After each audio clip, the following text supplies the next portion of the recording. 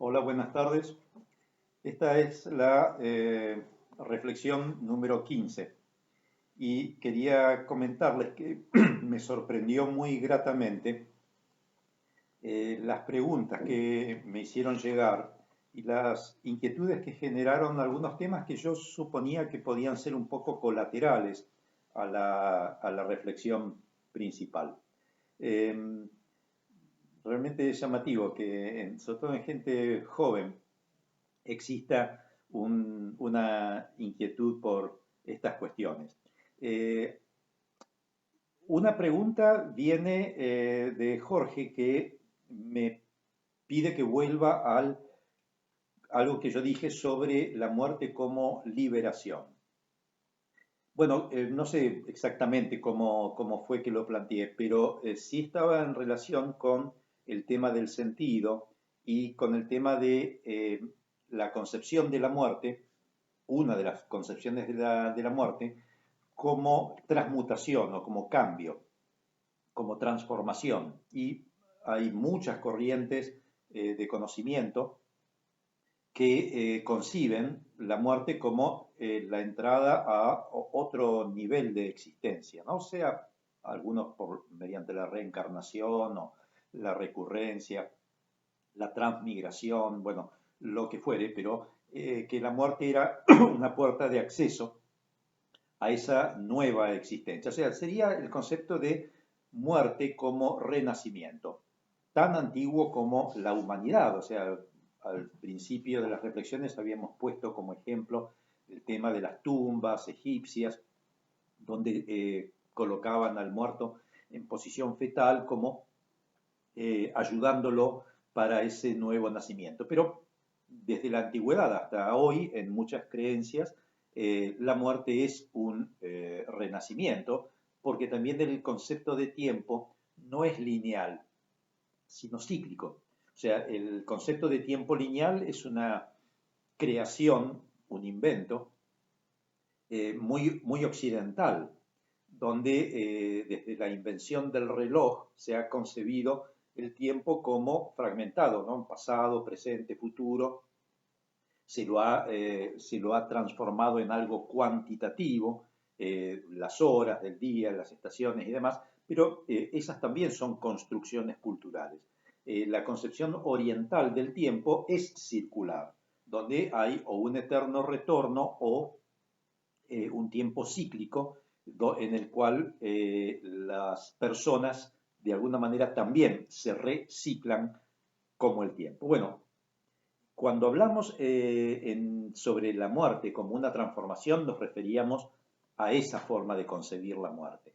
Pero lo que yo dije de la muerte como liberación también se basa un poco en el criterio hinduista de pensar la muerte como lo que ellos llaman moksha, que es la liberación de la falsa identidad, la liberación del propio carácter, de la propia personalidad. Y eso es algo que no es algo menor, sino que tiene que ver con la concepción de que nosotros no solo ignoramos quiénes somos, sino que nuestra personalidad, eso que hemos construido reactivamente a lo largo de nuestra vida, pero sobre todo en los primeros años de vida, ¿por qué reactivamente? Porque está en reacción a lo que se esperaba de nosotros, tanto a nivel familiar, a nivel educativo, a nivel social, cultural, hasta religioso. El hombre construye la mujer, el hombre y la mujer construyen una personalidad para lograr ser aceptados en su medio, en principio por papá y mamá y luego por todos los que representan también a papá y a mamá en un sentido más amplio. Pero esa búsqueda de afecto, de aceptación, el miedo al rechazo, nos lleva a construir una imagen de nosotros mismos con la cual vamos por la vida y que tiene su sentido porque gracias a eso logramos determinados éxitos o progresos en el aspecto social, cultural, pero que nos aleja de nuestro verdadero ser, porque eso es una creación, como ya dije, que no nos identifica, o sea, que no es nuestro verdadero ser. Es lo que comúnmente podemos llamar también ego, ¿no? Utilizando ya una palabra, es decir, más tradicional. O sea, esa construcción del ego significa también la construcción de la importancia personal. O sea, esa construcción del yo con la cual de alguna manera tenemos que interactuar y que a lo largo de la vida tenemos que reforzar cuando no somos conscientes de que el ego, la personalidad, son instrumentos que pueden ser muy útiles para lograr determinadas cuestiones de la vida, del diario vivir y nuestra intención de actuar en el mundo, pero que si no abrimos nuestra percepción, confundimos nuestro verdadero ser con esa personalidad. ¿Qué tiene que ver esto con el tema de la muerte vista como una catástrofe o como un fracaso? Que precisamente ese es nuestro mayor temor. O sea que eso que hemos construido a lo largo de nuestra vida, que lo podemos llamar ego, personalidad, falsa identidad, es lo que de alguna manera sentimos que va a terminar en el cementerio y que no le encontramos entonces un sentido al por qué vinimos a esta vida y por qué nos tenemos que ir, tenemos que dejar esta vida. De ahí el tema de muerte como liberación, ¿no? Que eso, si bien está tomado del hinduismo, forma parte de muchas corrientes de sabiduría. A Paula le quiero aclarar algo respecto de la fe. Creo que no necesito aclarar que yo no soy un especialista ni en teología ni en estos temas. Sí, soy un inquieto aficionado a ellos, pero no es un tema en el cual yo tenga una autoridad para definirte en profundidad qué se considera fe.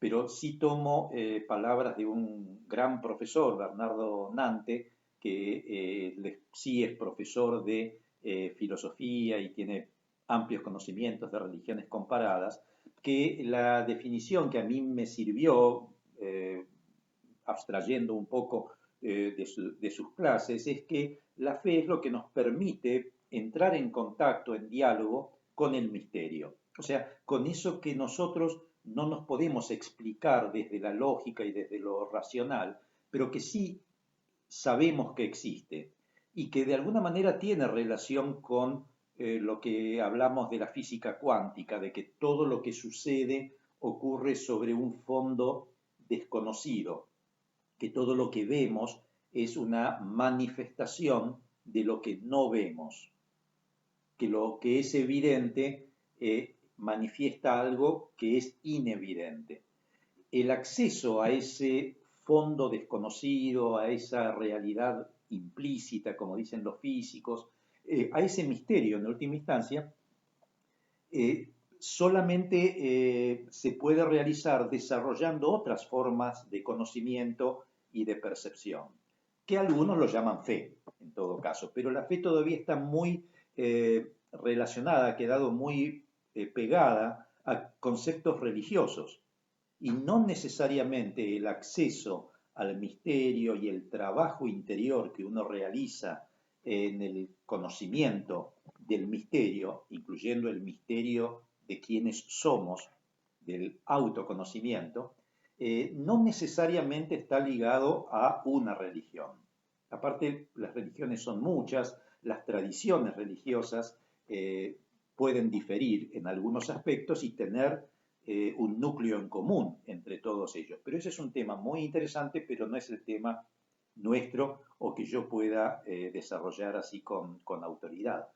Sí te aclaro, Paula, que la fe también es lo que nos permitiría abrazar, aceptar la incertidumbre como formando parte de nuestra vida, porque realmente la constitución de nuestra vida está hecha sobre la incertidumbre.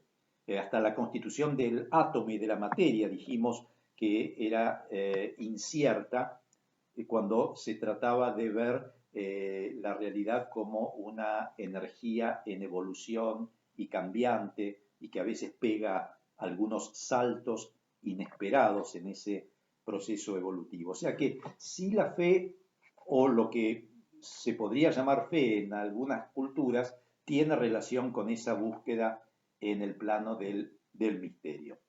Eh, el tema de no relacionar fe necesariamente con religión viene que, por ejemplo, en el budismo no hay creencias, sino que el budismo es un camino de experiencia. Pero el budismo no tiene una creencia en algo trascendente, en un Dios, en un más allá, salvo, no sé, esa impermanencia eterna que concibe el budismo. Pero el budismo, por eso algunos estudiosos no lo consideran una religión, sino un camino de vida, nada menos, pero no tiene un Dios, una devoción hacia un Dios, ¿no? La gnosis, o sea, la gnosis es una corriente también de pensamiento y de vida y de prácticas que no se basan en la creencia, y la gnosis se ha dado en diferentes religiones, ¿no? Aún dentro del judeocristianismo hay un gnosticismo que es un conocer ese misterio o eso no manifiesto, pero a través de la propia experiencia, no de una creencia que me viene dada a través de lo cultural, de lo familiar, de lo religioso, sino el gnóstico se contacta con el misterio, con la divinidad, a través de su propia experiencia interior. O sea que ahí tampoco hay una estructura de creencias que debo aceptar para transitar este camino. Sí, reitero, Paula, que el encontrar un camino interior, un sendero interior, que para el sufismo dije que hay tantos como corazones hay, eh, tiene importancia porque es el camino que yo voy a transitar en mi autoconocimiento y en encontrarle un sentido a la vida y a la muerte y a la realidad. O sea que esa búsqueda en el camino interior creo que puede ser necesaria, no obligatoria. Cuando hablamos de la importancia personal, yo querría remarcar algo que es lo que nos impide de alguna manera profundizar en el conocimiento, porque nos quedamos esclavos, anclados de ese egocentrismo narcisista que no nos permite ir mucho más allá de lo que conocemos de nosotros mismos falsamente, o sea, de lo que creemos conocer de nosotros mismos, ¿no? Una vez estuvo internado un tiempo acá en la clínica en Santa Catalina un profesor muy prestigioso de la universidad que tuvo una hemiplegia por un accidente cerebrovascular y bueno, estaba en su silla de ruedas, tenía que usar pañales, y, una situación penosa desde el punto de vista de la pérdida, ¿no?, de autonomía. Y él me decía, mirá, Enrique, a lo que la vida me redujo. Y eso es un motivo de mucha atención, ¿no? Él se sentía que la vida lo había reducido a esta situación de calamidad, ¿no?, personal, al haber perdido la función que le daba a él esa autoestima. Cuando tal vez, visto desde otro lugar, tal vez desde este lugar de la fe o de esta visión de sabiduría, la vida, que es una gran maestra también como la muerte, lo que le estaba dando era la posibilidad de conocer quién era él realmente, más allá de su prestigio, su fama, sus éxitos hacia el mundo.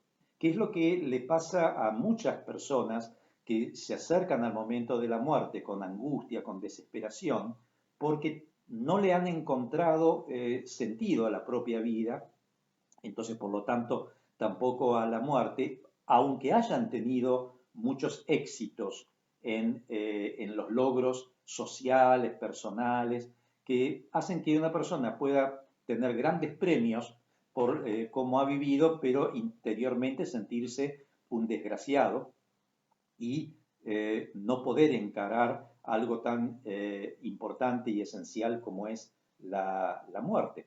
Entonces, ese trabajo interior de liberación de nuestra propia falsedad, de nuestro propio ego, no hay que esperar hacerlo en el último momento cuando estamos boqueando con un respirador en terapia intensiva, sino que es un trabajo a lo largo de toda la vida, que es el desapego. Y esto está en todas las tradiciones de sabiduría y religiosas, tanto de Oriente como de Occidente, o sea, el desapego de nosotros mismos, que es lo más difícil. O sea, yo puedo llegar a desapegarme de mi auto, de mi casa, de éxitos profesionales, pero el desapego de uno mismo es un trabajo interior sumamente difícil. Hay una plegaria del sufismo muy interesante, muy profunda, no interesante, profunda, que el hombre le pide a Dios, no me abandones a mi propio ego, no me abandones a mí mismo, dice textualmente. Muéstrate generoso salvándome de mí mismo y concédeme el conocerte, salvándome de mí mismo. O sea, el camino del desapego, el trabajo interior que nos permite morir antes de morir, como dice el profeta Muhammad, ¿no? En el Islam, morir antes de morir es llegar a la muerte habiéndonos desapegado de esa importancia personal, de ese falso yo que nos tuvo esclavos y prisioneros a lo largo de nuestra vida. Bueno, vamos a dejar aquí, pero creo que se abrió un nivel importante en estas reflexiones gracias a todos los que tienen la perseverancia de aguantarlas, pero especialmente por las preguntas que han hecho en esta oportunidad que me llaman la atención y me ponen muy contento que en personas jóvenes haya este anhelo de búsqueda por cuestiones que no son las cotidianas o las que cotidianamente preocupan a las personas en este mundo y mucho menos en este momento particular que estamos viviendo donde las preocupaciones están centradas en otras cosas. Pero siempre, si uno lo analizara en profundidad, pasa todo por esta angustia de temer, el temor de perder algo que valoramos mucho y que tal vez es porque no nos conocemos mucho. Bueno, seguimos en otra oportunidad. Gracias.